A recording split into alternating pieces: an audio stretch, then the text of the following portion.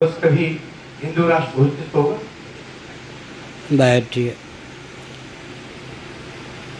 तटस्थ होकर मत देखिए, आप वीरा उठाइए, संकल्प लीजिए कि मुझे भारत को हिंदू राष्ट्र करना है।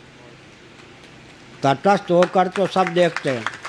क्या क्या मेरे घर में कभी भोजन बनेगा? जितने सदस्य हैं सब यही कहेंगे, क्या मेरे घर में कभी भोजन बनेगा? तो नहीं ही बनेगा। क्या मेरे घर में कभी भोजन बनेगा? अरे तो भोजन बनाने का मिलजुल के उपक्रम करो। आखिर हम आप ही तो हिंदू राष्ट्र लाएंगे ना। अभी तो चारवाक राष्ट्र भी नहीं है, नास्तिकों जैसा भी राष्ट्र नहीं है। चारवाकों ने क्या कहा आपको मालूम है? ऋणम कृत्वा घृतम पिबेत। डाका डाल करके, चोरी करके नहीं, ऋण लेकर ऋण को चुकाने की व्यवस्था है। और घृतम पिबेत, कोका कोला, पिप्सी और शराब पीने की बात नहीं कही, घृतम पिबेत। तो अब तो भारत में डाका डालो, लूटो और घी नहीं, शराब पियो। तो अभी तो नास्तिकों वाला जो स्वच्छ, सुनिए, नास्तिकों वाला जो स्वच्छ शासन तंत्र होना चाहिए वो भी भारत को प्राप्त नहीं है। हिंदू राष्ट्र, आर्य राष्ट्र, वैदिक राष्ट्र, सनातन राष्ट्र तो बहुत दूर है। लेकिन लावेगा कौन? हम आप ही तो लाएंगे। तो जैसे आपने बताया तो वेदना है, भावना है, तो उसके लिए जुट जाइए। आप जैसे 100 व्यक्ति 200 व्यक्ति हो गए तो हिंदू राष्ट्र बनने का मार्ग प्रशस्त होगा। आप भविष्य वक्ताओं से संपर्क मत कीजिए, तटस्थ होकर मत देखिए। आपके मन में जो हिंदू राष्ट्र भारत हो या भावना है, उसको क्रियान्वित करने का अभी से प्रकल्प प्रारंभ कीजिए। हम लोगों से संपर्क साधिए, क्यों नहीं होगा। 70 साल पहले हमारा देश कौन सा देश था? विदेशियों के शासनकाल में भी। तो 70 साल में क्या विसंगति हो गई? 70 साल की दिशा हिंसा को मुखार के फेंक सकते हैं, किनारे कर सकते हैं। हमारे पास जितना बड़ा बल है उतना बल किसी के पास नहीं है। दर्शन, विज्ञान और व्यवहार तीनों मोर्चे पर हमारा सिद्धांत 100% चरितार्थ है। समझ गए ना? एक मैं चुटकुला सुनाता हूँ।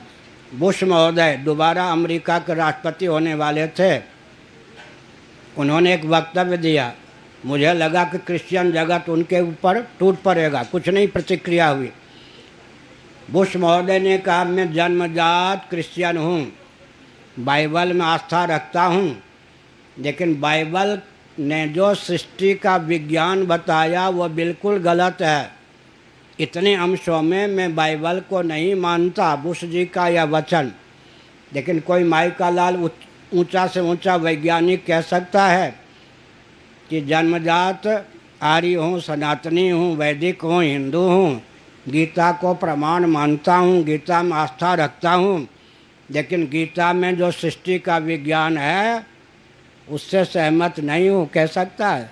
विज्ञान को भी दिशा देने की क्षमता हमारे अध्यात्म शास्त्रों में है।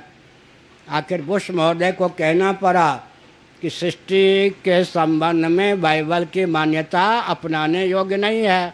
कौन विचारक कह सकता है? गीता में तो 700 श्लोक हैं, छोड़िए 700 श्लोक की चर्चा। नासदी सूक्तम के 10वें मंडल में, ये ऋग्वेद के 10वें मंडल में नासदी सूक्तम के केवल 7 मंत्र हैं, 700 नहीं, केवल 7 मंत्र हैं। वहाँ तो 700 श्लोक हैं गीता में, लेकिन ऋग्वेद के 10वें मंडल में नासदी सूक्तम के केवल 7 मंत्र हैं। उन 7 मंत्रों में जो सृष्टि की संरचना का, उसके स्वरूप का वर्णन किया गया है, उसका भी कोई खंडन वैज्ञानिक नहीं कर सकता। वैज्ञानिक बल्कि गुप्त या प्रकट उससे लाभ उठाते हैं।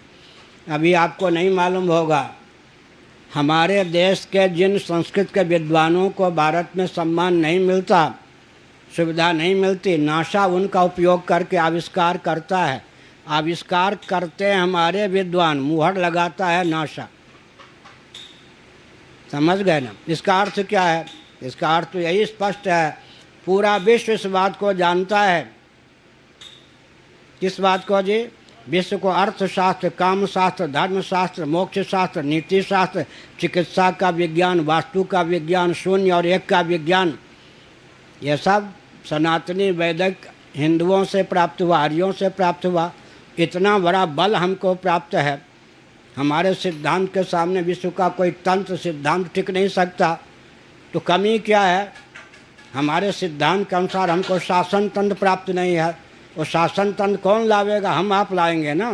तटस्थ होकर देखना बंद कीजिए, तदर्थ प्रयास करना प्रारंभ कीजिए। और